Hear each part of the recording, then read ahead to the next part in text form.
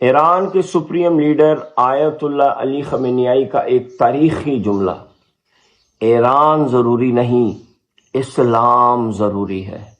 تو یہ جو لفظ ضروری ہے، اس کے نفسیات کی روح سے 5 درجے ہوتے ہیں۔ سب سے نچلا درجہ میں ضروری، بس اور کچھ نہیں۔ اس سے اوپر میں ضروری اور میرے بیوی بچے ضروری۔ اس سے اوپر میں ضروری، بیوی بچے ضروری، میرا خاندان ضروری اور بس۔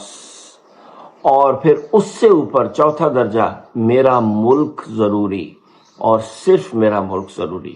اور سب سے اعلیٰ درجہ جو جنت میں سب سے اونچے مقام پہ ہوں گے کہ میرا نظریہ ضروری، میرا بلیف ضروری، جو ہمارے کیس میں اسلام ہے، کہ اس ضروری کے لیے میں ہر قسم کی قربانی دے سکتا ہوں۔ ہم کہاں کھڑے ہیں؟